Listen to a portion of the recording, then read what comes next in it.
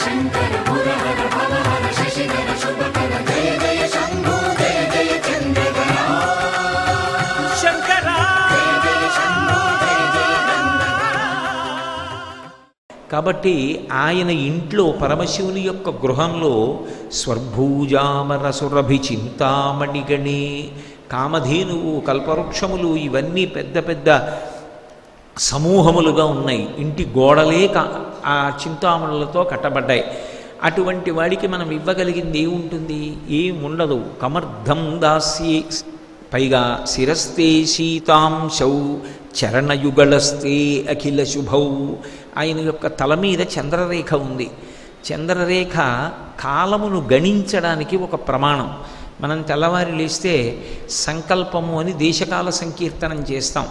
దేశకాల సంకీర్తనం చేసినప్పుడు తిథి చెప్తాం. ఇవాళ చతుర్దశిమ్యాం అని చెప్పాం. రేపేదో అమావాస్య తిథి చెప్తాం. అంటే చంద్రుని యొక్క కళలను బట్టి తిథులు మారతాయి.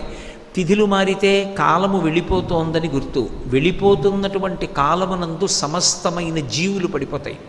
కానీ కాలమునకు సంకేతమైనటువంటి చంద్రవంకను తన శిరస్సు మీద ధరించినటువంటి పరమశివుడు కాలాతీతుడై సర్వకాలముల యందు ఉండేటటువంటి శాశ్వతమైన స్వరూపమైన వాడు. అటువంటి వాడికి మనం ఇవ్వగలిగినది ఏముంటుంది? మోక్షానందాన్ని కూడా ఆయన మనకివ్వగలడు తప్ప ఆయనకి మనం ఇవ్వగలిగినవన్నది లేదు. కమర్థం దాస్యేహం భవతు భవదర్థం మమ మనః అంటారు. కాబట్టి శివ, నీకు మేము ఇవ్వగలిగినది ఏముంది? ఏమీ లేదు. మేము ఇవ్వగలిగినది అంటూ ఉంటే ఒక్కటే ఉంది, మమ మనః, నా మనస్సు ఒక్కటే ఉంది. ఎందుచేత అంటే ఆ మనస్సు ఎప్పుడు నేను నాది అన్న రెండు మాటలను చెప్తూ ఉంటుంది. నేను ఈ శరీరాన్ని చూపించి నేనంటుంది, దీనికి సంబంధం ఉన్న వాటిని చూపించి నాది అంటుంటుంది. నేను నాది అన్నప్పుడు వాడు వాడిది, మధ్యన మహాసముద్రం వస్తుంది. అజ్ఞానం అంతా అక్కడే ఏర్పడుతుంది. ఏర్పడేటప్పటికీ మనిషి అధప్పతనాన్ని చెందడానికి కావలసినటువంటి కారణములన్నీ అందులోంచి ఉద్భవిస్తున్నాయి కనుక ఈశ్వర, నేను నాది అనేటటువంటి రెండు పదములకు ఆధారభూతమైనటువంటి నా మనస్సుని నీ పాదముల దగ్గర పెట్టేస్తాను. ఒక్కసారి మనసు ఈశ్వరుడి దగ్గర పాదముల దగ్గర పెడితే ఆయన పరమప్రసన్నుడవుతాడు. మనస్సు ఆయన దగ్గర పెట్టడానికి అదేమైనా వస్తువా? తీసి ఎలా పెడతాం? పెట్టడం కుదరదు. అంటే మనసు ఆర్ద్రత చెందాలి. ఆర్ద్రత అంటే భగవంతునకు మనకు ఉన్నటువంటి సంబంధమును విచారణ చెయ్యాలి. ఈ శరీరాన్ని ఇంత గొప్పగా నిర్మాణం చేసిన వాడెవరు? ఈ శరీరాన్ని ఒకప్పుడు అమ్మ కడుపులోకి చేర్చిన వాడెవడు? పైకి తెచ్చినవాడెవడు? దీనికి సమర్థత ఇచ్చినవాడెవరు? దీనికి గురువుగారి అనుగ్రహంతో శాస్త్రాన్ని చదువుకుని భగవంతునితో ఉన్న అనుబంధాన్ని తెలుసుకుని పూజ చెయ్యగలిగినటువంటి వైభవాన్ని చేకూర్చిన వాడెవరు?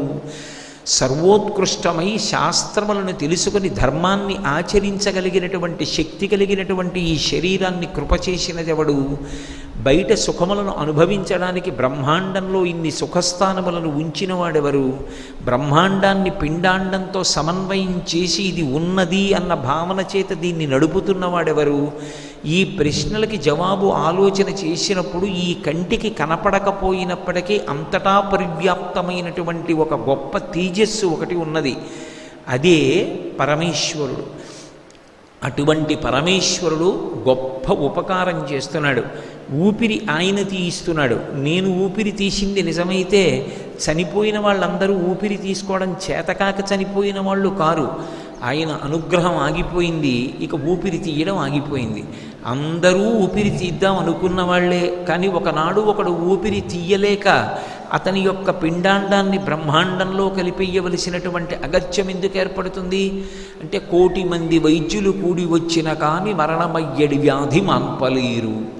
ఆ పరమశివుని యొక్క అనుజ్ఞ అయిపోయిందనుకోండి, ఆ ఊపిరి అక్కడతో ఆగిపోతుంది. కాబట్టి అసలు దీనికి నిర్వాహకుడెవరు? ఆయన. దీని గౌరవానికి కారణం ఎవరు? ఆయన. యావత్ పవనో నివసతి దేహే తావత్ పృచ్ఛతి కుశలంగేహే గతవతి వాయౌ దేహాపాయే భార్యా బిభ్యతి తస్మిన్ కాయే. ఆ ఊపిరి లోపలికి వెళ్ళి బయటికి వస్తున్నంతసేపు అయ్యా బాగున్నారా బాగున్నారా అని అడుగుతారు. ఊపిరి ఆగిపోతే ఉత్తర క్షణంలో ఆ శరీరానికి ఉండేటటువంటి మంగళత్వం పోయింది. అంతటి మహానుభావుడైనటువంటి పరమేశ్వరుడు మనం ఎన్ని తప్పులు చేసినప్పటికీ వేదంలో ఎలా బ్రతకమని మనకి శాసనం చేశాడో ఆయన శాసనానికి అనుగుణంగా మనం బ్రతికి ఆయన యొక్క అనుగ్రహానికి పాత్రులు కావలసినటువంటి వారం అలా పాత్రులం కాకుండా నిషిద్ధ కర్మలై ఈశ్వరుడు ఏవి చెయ్యవద్దన్నాడో అవి చేసి పాప పంకిలమునందు మునిగిపోయినప్పటికీ ఆయన మళ్ళీ చేసినటువంటి పాపములను పోగొట్టుకోవడానికి శరీరాన్ని పునః పునః ఇస్తున్నాడు. ఈ శరీరాన్ని ఇవ్వలేదనుకోండి, జీవుడు పాపములను అనుభవిస్తూ ఉండిపోవాలి. ఎక్కడో ఏ యమలోకంలోనూ చేసిన పాపాలన్నింటికీ నిన్ను బాధ పెడతాం అన్నారనుకోండి, మళ్ళీ అసలు పుణ్యం చేసుకునే అవకాశం ఎక్కడి నుంచి వస్తుంది? అందుకే ఈ శరీరాన్నిచ్చి ఈ శరీరము చేత పాపములను అనుభవించగలిగినటువంటి అవకాశాన్నిచ్చి ఈ శరీరంతోటే మళ్ళీ పుణ్యం చేసుకునేటటువంటి అదృష్టాన్నిచ్చి ఈ శరీరంతోటే శాస్త్రాన్ని గురువుగారి దగ్గర తెలుసుకోగలిగినటువంటి అనుగ్రహాన్నిచ్చి తెలుసుకున్నటువంటి శాస్త్రాంతర్గతమైనటువంటి విషయములను అనుష్ఠాన పర్యంతంలోకి తెచ్చుకుని ధర్మము అన్న రూపంతో దాన్ని ఆచరించిన నాడు ఏ పాశములు మనని పట్టి పీడిస్తున్నాయో ఆ కర్మపాశములు తెగిపోవడానికి అవి కారణమవుతాయి. అలా గురువుని శాస్త్రాన్ని శరీరాన్ని భగవంతుడు ఇచ్చి ఉండి ఉండకపోతే మనం తరించడం అన్న మాట ఎప్పుడు వస్తుంది? అసలు ఉండదు. మనుష్య శరీరం ఒకటి ఇచ్చి మళ్ళీ శాస్త్రమిచ్చి శాస్త్రమును చెప్పగలిగిన గురువునిచ్చాడు కాబట్టి గురువు ద్వారా శాస్త్రాన్ని విని దాని మీద మక్కువ పెంచుకుని ధర్మాన్ని అనుష్ఠానం చేసి ఇక మళ్ళీ శరీరములలోకి వెళ్ళవలసిన అవసరమన్నా లేకుండా చేసుకోవడం, లేదా ఉత్తరోత్తర ఇంతకన్నా ధర్మమునందు పూనిక కలిగినటువంటి వైభవంతో కూడిన కర్మాచరణ చెయ్యగలిగినటువంటి అధ్యవసాయముతో కూడినటువంటి బుద్ధి కలిగిన మనుష్య జన్మ సంప్రాప్తమయ్యేటట్టుగా ప్రవర్తించగలగడం సాధ్యమవుతోంది. దీనికి కారణమైన వాడు పరమేశ్వరుడు కనుక ఆయన కన్నులకు కనపడాలనేం లేదు. ఒక్కొక్క నాడు మహాభక్తులైనటువంటి వారికి మాంసమునేత్రము చేత చూడడానికి యోగ్యమైన రీతిలో దిగి వచ్చాడు. ఒక్కొక్క నాడు ఆయన అలా అందరికీ ఎదురుగుండా కనపడాలనేం లేదు. ఇక్కడే ఈ లోపలే హృదయ గుహలో ఉంటాడు.